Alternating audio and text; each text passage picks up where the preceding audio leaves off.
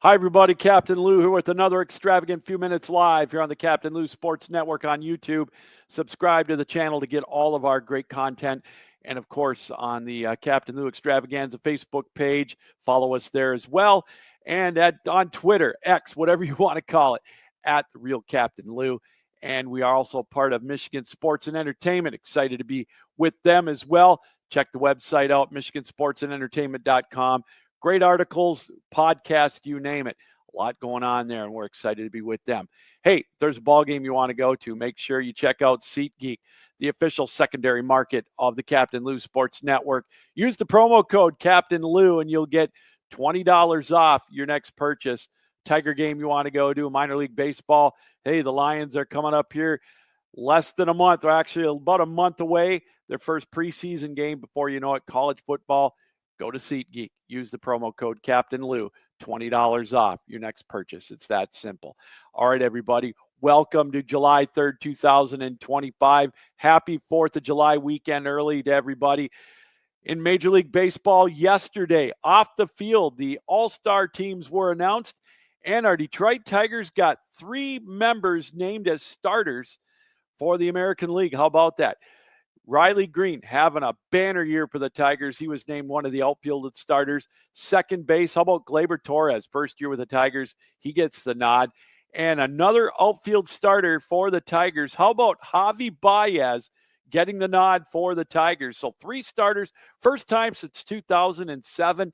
And if Tariq Skubal gets announced as the starting pitcher for the Tigers, which is probably likely, it'll be the first time the Tigers have 4 starters since 1966. So exciting times for the Tigers as they've got 3 starters named to the All-Star team and potentially another starter with Tariq Skubal, the reigning Cy Young Award winner, and arguably, probably no argument about it, the best pitcher in all of Major League Baseball. Taking a quick look at the starting lineups for the All-Star game. At first base, it's going to be Vladdy Guerrero for the Toronto Blue Jays. We mentioned Gleyber Torres for the Tigers, Jacob Wilson, shortstop for the Athletics, and Jose Ramirez from the Guardians at third base, joining Javi Baez and Riley Green in the outfield. No surprise here, the reigning MVP, probably again this year. It's going to be Aaron Judge, and the catcher having an unbelievable year, Cal Raleigh for the Seattle Mariners. Designated hitter is going to be Ryan O'Hearn for the Baltimore Orioles. At first base in the National League, it's going to be Freddie Freeman of the Dodgers. Kente Marte of the Arizona Diamondbacks, he's going to start at second. Francisco Lindor at short, he's from the Mets. Third base, Manny Machado from the San Diego Padres. And in the outfield, it's going to be Ronald Acuna Jr. from Atlanta, Pete Crow Armstrong of the Cubs, and Kyle Tucker as well from the Cubs. And a couple of Dodgers rounding out the starting lineup, Will Smith, and the designated hitter is going to be Shohei Ohtani. So, yeah, those are the starters for Major League Baseball in the All-Star game. The pitchers will be announced this coming weekend, and as we mentioned, look for Tariq Skubal to get the nod, at least for the Tigers, the defending Cy Young Award winner, having one heck of a year again for the Detroit Tigers. Well, we go from the good to the bad in Major League Baseball. And news out of Cleveland that starter Luis Ortiz has been put on administrative leave, if you will, in agreement with the Players Association for suspicion of gambling. On June 15th and June 27th, he had a couple of questionable pitches. I don't know if you've seen the pitches. I saw the videos of them. In the second inning, in the bottom of the second inning on June 15th against Seattle, his first pitch was a slider off the plate, low and away. And then in the third inning, his pitch in the top of the third against St. Louis on the 27th, that one short hopped about 10 to 15 feet before the plate. Well, the suspicion after he did those pitches, it raised red flags with the gambling sources in Ohio, New York, and New Jersey, thinking he did it on purpose, as maybe making wagers are called micro bets on first pitch plays, if you will, where you can make a bet on it whether your first pitch is going to be a ball or a strike. So it raised some suspicions with Major League Baseball. They're investigating it to see if he did it on purpose.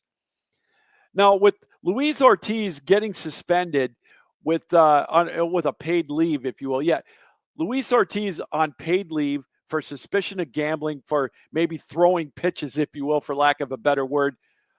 Where's this going to lead Major League Baseball? What happens if Shohei Ohtani or Tariq Skubal, as we mentioned, they throw one 10 feet short of home plate on the first pitch of the fourth inning or the fifth inning? Are they going to be placed on suspension until the Major League Baseball group weeds it out? This is a very slippery slope. Major League Baseball and professional sports, they welcomed gambling and the sponsorships that come with it and all the money. Now they're playing judge, jury, and executioner in this, and this is a slippery slope. What if Ortiz, well, he is being paid on this leave, but well, I'll tell you, it raises a lot of red flags. I don't know if they want to go down this road or not, but who's to say that it happens to a star pitcher? Now, I'm not saying Ortiz is a slouch, but he's 4-9 right now for the Guardians, who are on a bit of a slide. And this is a crazy, slippery slope that we're leading with Ortiz. As again, Luis Ortiz under investigation for allegedly throwing pitches that weren't strikes on purpose and betting on baseball, betting on his own games. It's basically what it is. And so we'll keep an eye on that. He's on paid administrative leave with an agreement with the Players Association while Major League Baseball investigates it. But how are they going to prove this?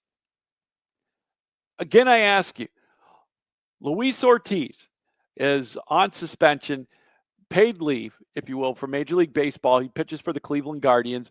First pitch in the end of the second inning, first pitch in the bottom of the second against Seattle on the 15th of June. Top of the third inning against St. Louis on the 27th. The sliders were way off base, especially the one against St. Louis. But again, what if Tariq Skubal did it or Shohei Ohtani did the same thing, threw that pitch 10 to 15 feet short? Would they be suspended? Baseball's going down a very tricky road with this. It's going to be interesting to see how this all comes about. What are they going to do? On a first pitch swing and a miss by a batter? Are they going to make him step aside as well because he swung at one, maybe because he bet on himself to whiff on one that's 15 feet outside?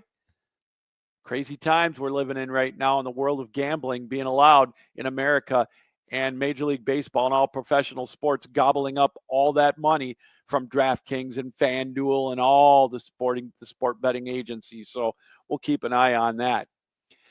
Staying with the ugly when it comes to gambling investigations.